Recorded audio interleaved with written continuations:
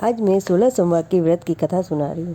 कथा विदर्भ देश के अंतर्गत अमरावती नाम की अति रमणीक नगरी अमरापुरी में वहाँ के महाराज ने शिवजी का एक सुवर्ण सुंदर मंदिर बनवाया था। उस मंदिर में भगवान शंकर और माँ भगवती पार्वती के साथ सदा निवास करते थे। उस मंदिर का पुजारी बड़ा नीच प्रकृति का था। मंदिर में जो शिव भक्त भगवान शंकर और भगवती पार्वती के दर्शन के लिए नियमित आते थे, उन्हें नशीली वस्तुएं खिला पिलाकर लूट लेता था। इस प्रकार वह रात दिन पाप में डूबा रहता। एक दिन शिव पार्वती घूमते हुए उस मंदिर के निकट आए। पार्वती ने जब पुजारी की धूर्तता देखी तो उन्होंने उसे क्रोधी होने का श्राप दे दिया। श्राप के प्रभाव से पुजारी तत्काल क्रोधी हो गया। अपनी इस दशा को देखकर वह बहुत दुखी हुआ। इस रोग के कारण वह पुजारी अनेक प्रकार के दुखी रहने लगा। इस प्रकार के कष्ट भोगते हुए इसे बहुत दिन हो गए। देवलोक से कुछ अप्सराएं शिवजी की पूजा करने आई। उसी मंदिर के प्रभारी और पुजारी के कष्ट को देखकर वो बड़े दया भाव से उसके रोगी होने का कारण पूछने लगी। पुजारी ने निसंकोच सब बातें कह दी। वे अप्सराएं बोली, हे पुजारी, अब तुम अधिक दुखी मत होना। भगवान शिवजी तुम्हारे कष्ट को दूर कर देंगे। तुम सब बातों को में से 16 सोमवार का व्रत भक्ति भाव से करो। तब पुजारी अप्सराओं के हाथ जोड़कर विनम्र भाव से 16 सोमवार व्रत की विधि पूछने लगा।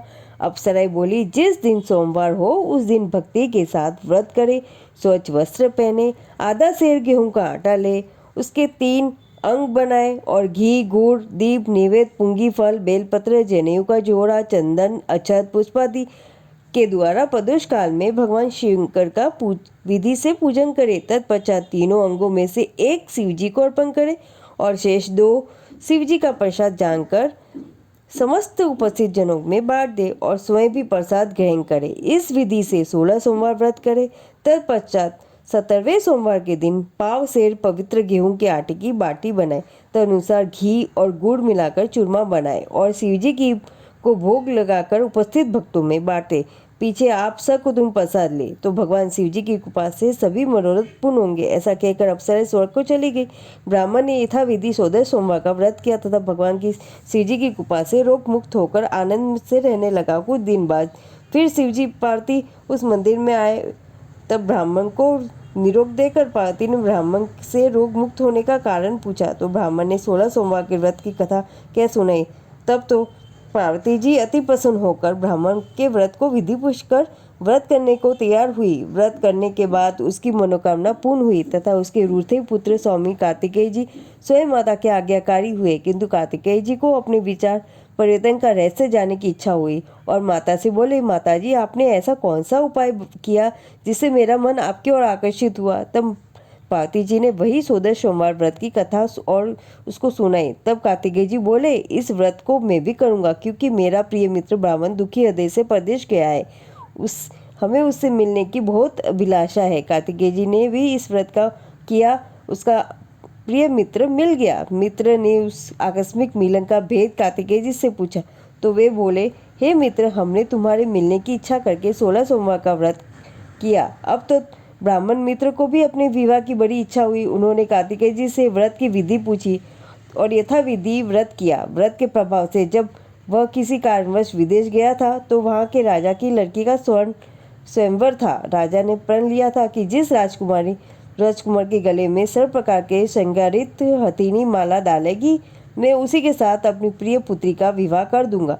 शिवजी की कृपा से ब्राह्मण भी स्वयंवर देखने की इच्छा से राज्यसभा में एक और बैठ गया। नियत समय पर हथीनी आई और उसने जयमाला उस ब्राह्मण के गले में डाल दी। राजा ने अपनी प्रतिज्ञा के अनुसार बड़ी धूमधाम से कन्या का विवाह ब्राह्मण के साथ कर दिया। ब्राह्मण को बहुत सारा धन और संपदा देकर संतुष्ट किया। ब्राह्मण सुंदर राजकन्या पाकर सुख से जीवन व्यतीत करने लगा। एक दिन राजकन्या ने अपने पति से प्रश्न किया कि हे प्राणनाथ, आपने ऐसा कौन सा भारी पुण्य किया जिसके प्रताप से हथी ने सब राजकुमार को छोड़कर आपको वरण किया।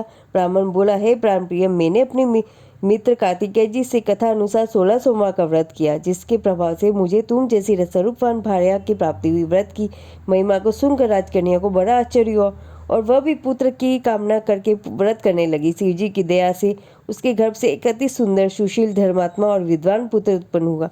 माता पिता दोनों उस पुत्र को पाकर अति प्रसन्न हुए और उसका लालन पालन बड़ी बढ़ती प्रकार से करने लगे। जब पुत्र समझदार हुआ तो एक दिन उसने अपनी माता से कहा प्रश्न कि माँ, तूने कौन सा तप किया था जो मेरे जैसा पुत्र तेरे गर्भ से उत्पन्न हुआ। माता ने पुत्र का प्रबल मनोरथ जानकर अपने किए हुए 16 सोमवार व्रत की विधि सहित पूजा पुत्र को सम्मुख प्रकट की। पुत्र ने सब प्रकार के मनोरथ पूर्ण करने वाले ऐसे सरल व्रत के बारे में सुना तो वह इस व्रत की राजाधिकार पाने की इच्छा से यह सोमवार को यथावत व्रत करने लगा। उसी समय एक देश के भूत राजा के दूतों ने आकर उसको एक राजकन्या के लिए वरण किया। राजा ने अपनी पुत्री का विवाह ऐसे सर्वगुण संपन्न ब्राह्मण युवक के साथ करके बड़ा सुख प्राप्त किया। वृद्ध राजा के दिवंगत हो जाने पर यही ब्राह्मण बालक राजगद्दी को बिठाया गया, क्योंकि दिगंत भूप के कोई पुत्र नहीं था। राज्य का अधिकार पाकर अधिकारी ब्राह्मण पुत्र अपने 16 सोमवार व्रत को करता ही रहा। जब 17वां सोमवार आया तो विप्र पुत्र ने अपनी प्रियतमा को सब पूजन सामग्री लेकर शिवालय में चलने के लिए कहा, किंतु प्रियतमा ने उसकी आज्ञा की चिंता नहीं की। दास दासियों द्वारा सब सामग्रियां शिवालय भिजवा दी और आप नहीं गई। जब राजा ने शिवजी का पूजन समाप्त किया तब एक आकाशवाणी राजा के प्रति हुई। राजा ने सुना कि हे राजा, अपनी इस रानी को राजमहल से निकाल दे, नहीं तो तेरा सर्वनाश कर देगी। आकाशवाणी को सुनकर राजा के आश्चर्य का ठिकाना नहीं रहा और तत्काल ही मंत्रगृह से में आकर अपने सभासदों को बुलाकर पूछने लगा कि हे मंत्रियों, मुझे आज शिवजी की वाणी हुई कि राज्य तू अपनी इस रानी को निकाल दे, नहीं तो तेरा सर्वनाश कर देगी। मंत्री आदि सब बड़े विस्मय और दुख में डूब गए, क्योंकि जिस कन्या के साथ राज्य मिला है राजा उसी को निकालने की जाल रच रहा है।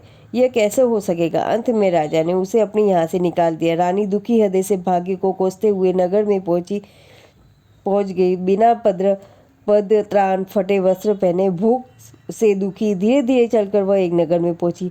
वह एक बुढ़िया सूत काट कर बेचने को जाती थी। रानी की करुण दशा देखकर बोली, चल तू मेरे साथ सूत बिकवा दे, मैं वृद्ध हूँ, भाव नहीं जानती। बुढ़िया की ऐसी बात सुनकर रानी ने बुढ़िया के सिर से सूट की गठरी उतार कर अपने सिर पर रख दी। थोड़ी देर बाद आंधी आई और बुढ़िया का सूट पोटली के सहित उड़ गया। बेचारी बुढ़िया पछताती रह गई कि रानी को अपने साथ दूर रहने को कहा दिया। अब रानी एक तेली के घर गई तो तेली ने सब मटके शिवजी के प्रकोप के कारण चटक गए। ऐसी दशा देख तेली ने रानी को अपने घर से निकाल दिया। इस प्रकार रानी अत्यंत दुख पाती हुई सरिता के तट पर गई तो सरिता का समस्त जल सूख गया। तत्पश्चात रानी एक वन में गई। वहां जाकर सरोवर में सीढ़ी से उतर पानी पीने को गई। उसके हाथ से जल स्पर्श होते ही सरोवर का नीलकमल के सदस्य जल असंख्य कीड़ों में युक्त एक गंदा हो गया। रानी भाग्य का दोषारोपण करते हुए उस जल का पात्र करके एक वृक्ष की शीतल छाया में विश्राम करने लगी। वह रानी जिस वृक्ष के नीचे बैठी थी उस वृक्ष के पत्ते तत्काल ही गिरने लगे। वन तथा सरोवर के जल की ऐसी दशा देखकर गौ चराते वाले ग्वाले ने अपनी गुसाई जी से, जो वन में स्थिर मंदिर के पुजारी थे, सारी बातें कही। गुसाई जी ने आदेश अनुसार गाले रानी को पकड़कर गुसाई के पास ले आए। रानी की मुख कांति और शरीर शोभा देख गुसाई जी जान गए वह अवश्य की विधि की गति की मारी कोई कुलीन अबला है। ऐसा सोच पुजारी जी ने रानी के प्रति कहा कि पुत्री, मैं तुमको पुत्री के समान रखूंगा, तुम मेरे आश्रम में ही रहो, मैं तुमको किसी प्रकार का कष्ट नहीं होने दूंगा। गुसाई के ऐसे वचन सुनकर रानी को धीरज हुआ और आश्रम में रहने लगी। आश्रम में रानी जी को भोजन बनाती उसमें कीड़े पड़ जाते, जल को स्पर्श करती उसमें कीड़े पड़ जाते। अब तो गुसाई जी की दुखी होने लगे और रानी से बोले कि हे बेटी, तेरे पर कौन से देवता का प्रकोप है जिससे तेरी यह दशा हुई। गुसाई जी यह बात सुन रानी ने बताया कि मैंने मेरे पति की आज्ञा का उल्लंघन करके नौकर के हाथ पूजा सामग्री मंदिर भिजवाई। तब शिवजी महाराज की अनेक प्रकार से स्तुति करते हुए गुसाई जी रानी से बोले, हे पुत्री, तुम सब मनोरथ में पूर्ण करने वाले 16 सोमवार के व्रत को करो, उसके प्रभाव से इस कुष्ठ से मुक्त हो जाओगी। गुसाई जी की बात सुनकर रानी ने 16 सोमवार का व्रत विधिवत संपन्न किया और 17वें सोमवार को पूजन के प्रभाव से राजा के हृदय विचार उत्पन्न हुआ कि रानी को गए हुए बहुत समय व्यतीत हो गया। न जाने कहाँ कहाँ भटकती होगी, उसे ढूंढना चाहिए। यह सोच उसने रानी को तलाश करते हुए चारों दिशाओं में अपने दूत भेजे। वे तलाश करते हुए गुसाई जी के आश्रम में पहुंचे। रानी को पाकर पुजारी से रानी को मांगने लगे, किंतु गुसाई ने उससे मना कर दिया। वे दूत चुपचाप लौट गए और आकर महाराज से समुद्र रानी को पता लग जाने के बारे में बतलाने लगे। रानी का पता पाकर राजा स्वयं पुजारी के आश्रम में गए और पुजारी से प्रार्थना करने लगे कि हे महाराज, हे देवी, आपके आश्रम में रहती है वह मेरी पत्नी है।